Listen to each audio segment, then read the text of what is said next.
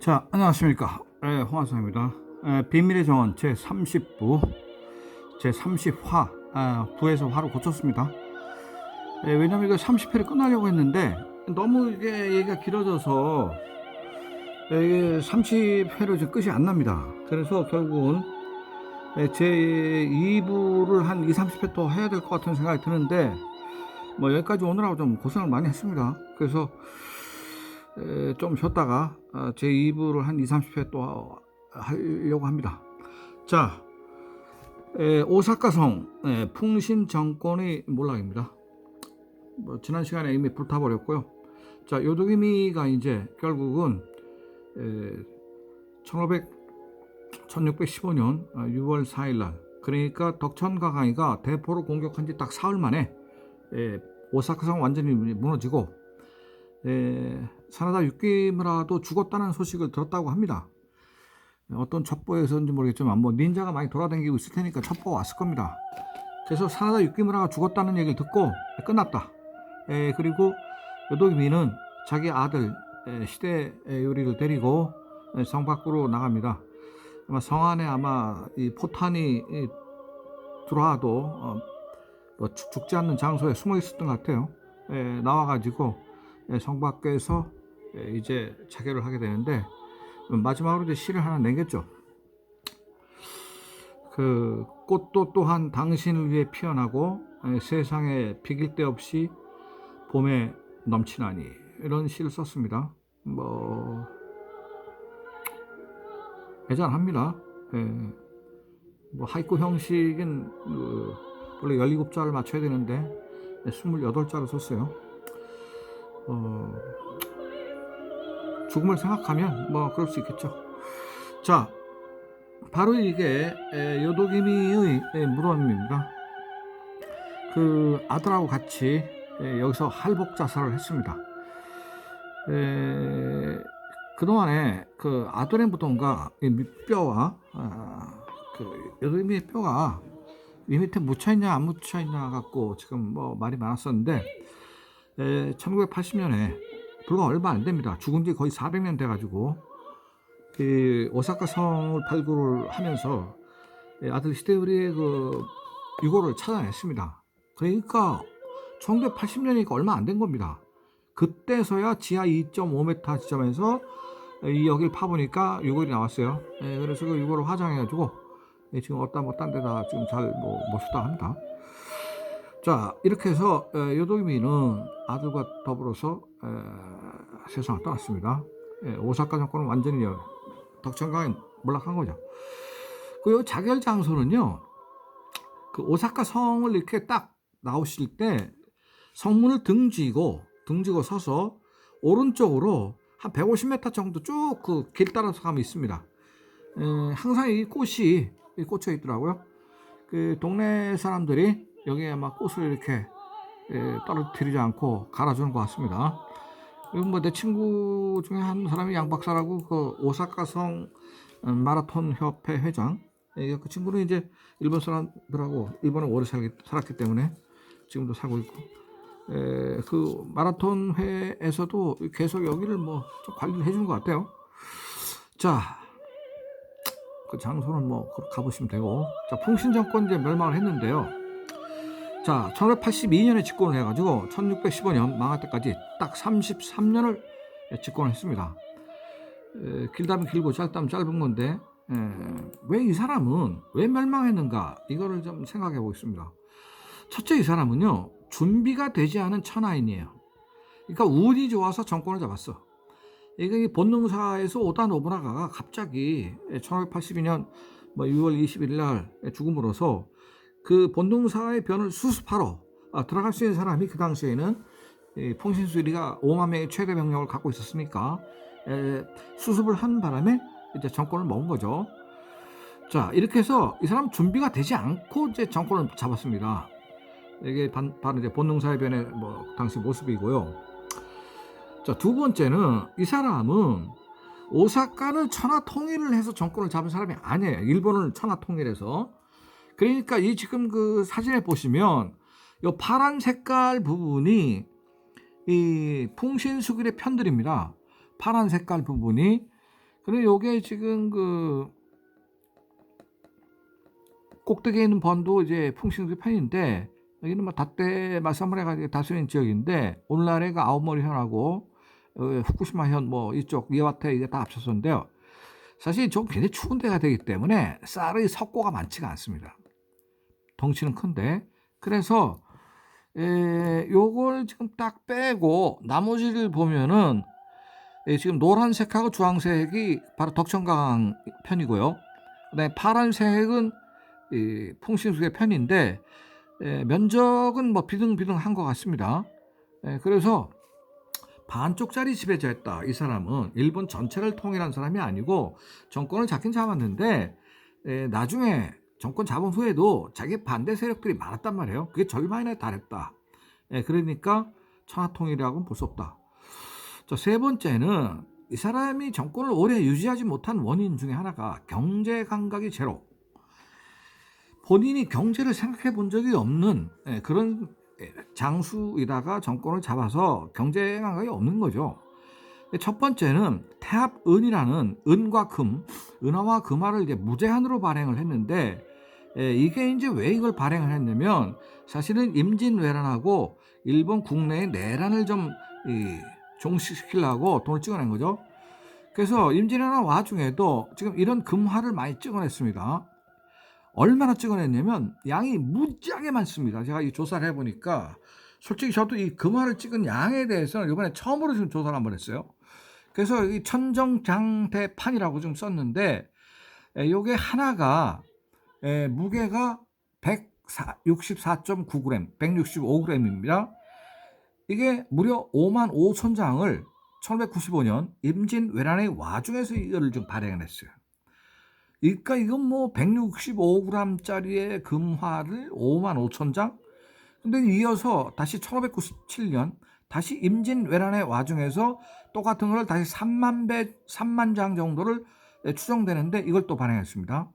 그 다음에 1598년 임난이 끝날 무렵에서 1600년도까지 그러니까 1600년 새끼 하나 정도인데 이때 아마 전비 마련을 위해서 23,963장을 찍어내가지고 금화를 총 11만 장을 찍어냈는데 한 장이 165g이니까 이걸 제가 계산을 해봤더니 이 165g이라는 거는 약 4냥 정도 되는 거더라고요. 4냥 정도 되는데 품위는 75% 전후예요. 그러니까 순금이 아니란 말입니다. 그리고 총 11만 장을 발행을 했는데 이걸 계산해 보니까 44만 냥의 금이 되고 이거를 톤으로 계산해 봤더니 1650톤의 금이 들어갔습니다. 놀랍습니다. 일본이 당시에 1650톤 정도를 쓸 수 있는 금이 있었다는 사실 자체가 굉장히 놀랍습니다. 뭐 일본 경제가 그 당시에 컸다는 말은 내가 많이 들었지만은 이 정도 규모인지는 몰랐어요, 저도. 그래서 이걸 품위 75%로 곱해보면 약 1130톤이 됩니다. 1130톤. 지금 전 세계에서 1130톤의 금을 그 나라의 중앙은행이 갖고 있는 나라는 아마 미국하고 중국 정도밖에 없을 거예요. 지금도. 21세기에 이 세계 경제 규모가 이때에 비하면 400년 전에 비하면 뭐 수백 배가 커졌을 텐데 그러니까 일본 내 금은 다 동원하지 않았나 이런 생각이 듭니다.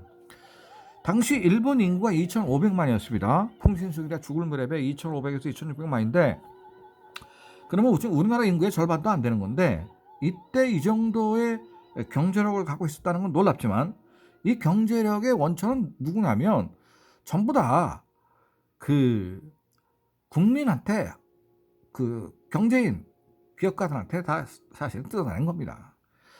그래서 이게 금화만 뜯어낸 게 아니고 이 은화 원풍통보라는 은화도 발행을 했는데 이거는 뭐 얼마나 인지 양이 너무 많아서 추정 불어. 자, 이거는 결국은 이게 다 세금으로 이게 다 징수를 한 거란 말이에요. 저 금화 은화가. 그러니까 풍신수길의 세금 정책이 상당히 가혹했습니다. 뒤에 말씀드리면 풍신수길이는 무려 자기 땅에서 100석의 백가마니의 쌀이 나온다. 그러면 67가마니를 세금으로 걷어왔어요. 67%였습니다. 그러니까 한마디로 가혹하게 거뒀고 덕천강이는 50%밖에 안 거뒀거든요. 그러니까 일본 역사상 아주 가혹한 이 조세 제도를 실시한 사람이에요. 자, 산화족 출신의 열등의식이 이 사람한테 있었습니다. 그러니까 이 사람은 산와족이라는 말은 산에서 바구니를 만들어 가지고 산 속에 이렇게 살면서, 자, 이 사람들이 그 산화족의 모습입니다.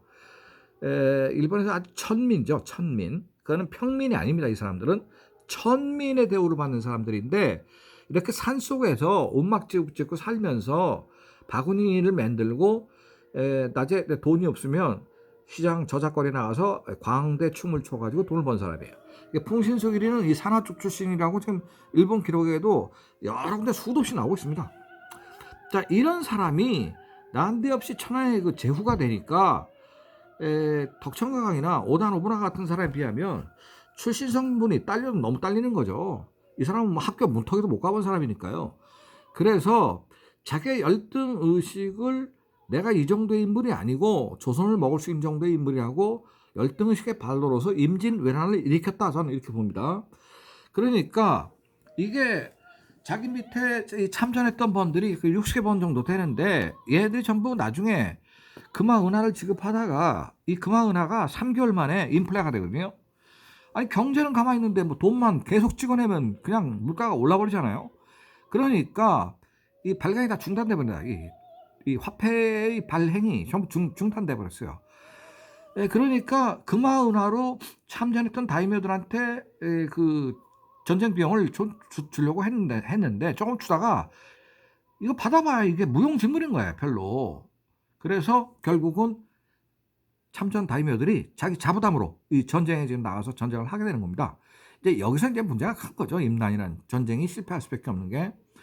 자, 세금 정책이 아주 가혹했다는 거하고, 또 하나는 용병술이 너무 잔인해. 용인술이 사람을 쓰는데, 첫째는 자기의 다도 스승인 센노리큐를 그 할복 자살시켜 버리잖아요. 이용해 먹고.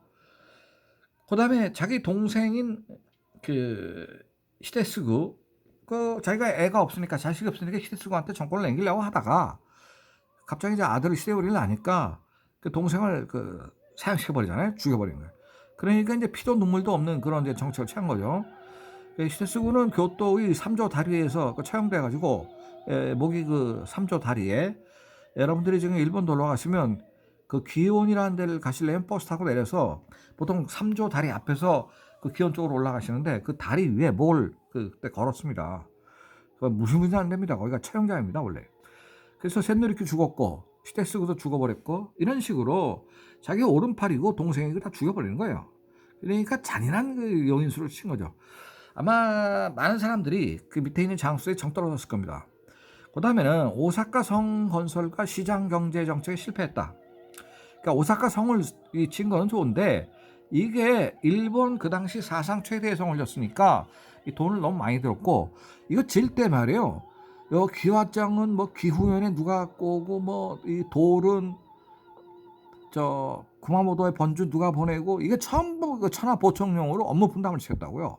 그러니까 걔들이 500km, 1000km 바깥에서 여기에 들어가는 그 나무는 와카야마번에 뭐 누가 갖고 오고, 이렇게 다 부담을 시켰기 때문에 이게 그 먼 거리에서 이거 싣고 오려면, 나무가 이게 옛날에 철근이 없었기 때문에 이게 28m거든요. 28m 이상, 적어도 한 50m, 60m 정도 돼야 밑에 윗대가리 너무 가는 거 잘라버리고, 이러면 실제로 60m짜리 나무를 가져다가 28m로 잘라서 그걸 갖다가 대패를 문질러 가지고 했을 텐데, 이게 뭐 한두 개가 들었겠습니까? 여기에 뭐 석가래부터 엄청나게 들었을 텐데, 이런 식으로 지방 제후들한테 그 분담시켰거든요. 그러니까 걔들은, 특히 돌을 운반하는 사람들은 아마 죽을 지경이었을 겁니다. 돌 하나에 뭐 60톤, 70톤짜리가 있는데, 여기 지금 오사카 성에는 그걸 배에 실어가야 되니까요. 기와장도 뭐 전부 이거 뭐 몇만 장 들어갔을 테니까 이거 다 분담시켰어요. 그러니까 지방 제후들한테 좀 아주 경제적으로 힘들게 한 거죠. 또 하나는 이 과학과 세계 정세에 대한 좀 이해가 부족했어요.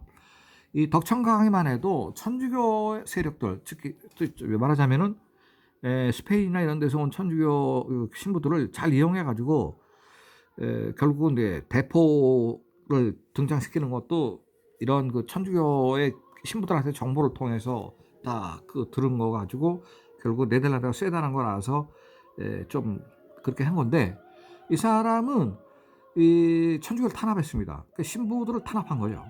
그러니까 신부들 입장에서도 좀 곤혹스러웠을 거예요. 들어오긴 들어왔는데 천주교를 좋아하지 않으니까.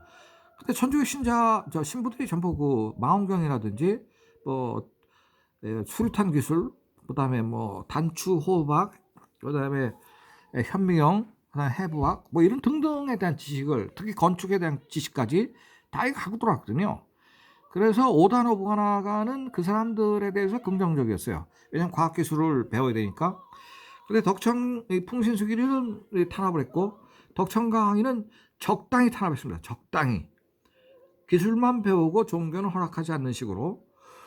자, 또 하나는 사치를 너무 심하게 했어요. 마지막 가면 북야천만궁 다회 같은 데에도 교토의 북야천만궁에서 교토 사람들은 누구나 오면은 차 한 잔씩 대접을 하는 어마어마한 다회를 베풀었고 몇만 명이 왔고, 근데 제호사라는 데서 죽기 이제 한 2달 전에 무려 1200명의 궁녀를 동원해 가지고 술자리를 했죠. 벚꽃놀이 개배해갖고 남자는 자기 혼자고 여자만 1200명이었습니다.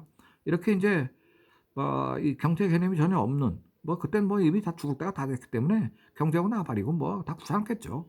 그 당시에 그 제호사에서 벚꽃놀이를 할 때 풍신수길의 행차의 모습을 재현한 것입니다. 그 다음에 국제전에 대한 무지와 오판, 즉 조선이라는 나라는 너무 우습게 봤다. 그리고 조선을 치면 명나라가 개입할 거를 예상하지 못했던 것 같아요. 그래서 결국은 일본은 조선과 명나라 두 나라를 상대하는 상황이 돼버려가지고, 그리고 이 조선이라는 나라가 기본적으로 전쟁을 별로 안 해본 나라이기 때문에 국방력이 약하긴 한데 민간인의 힘이 센 거예요. 그러니까 의병이 센 거죠. 의병. 그러니까 우리나라는요, 의병이 센 나라예요. 그러니까 역사적으로 전쟁을 보면 뭐 백제 신라하고 전쟁할 때도 백제에서 결국 의병 들고 나온 적이 있고, 그 다음에 뭐 임진왜란 때는 마찬가지고, 뭐 국채 보상 운동이니 심지어는 IMF 때 금모으기 운동이니 이런 게 다 의병 운동이거든. 그 의병 운동이 세. 그게 민간인의 힘이 강한 나라예요, 이 나라가. 이순신 장군도 백의종군 했잖아요. 그러면 그거는 관군으로 나온 게 아니라 민간인의 신분에 싸운 겁니다. 그러니까 의병이 세, 의병이. 그래서 좀 유감스러운 얘기지만은 조선왕조 500년에 관군이 나가서 전쟁에서 이긴 적이 없습니다. 전부 의병들이 나중에 다 설거지해 버렸거든요. 그 의병들이 다 들고 나가가지고 막 게릴라전으로 해가지고 상대의 적을 혼란시켜서 이겼거든요.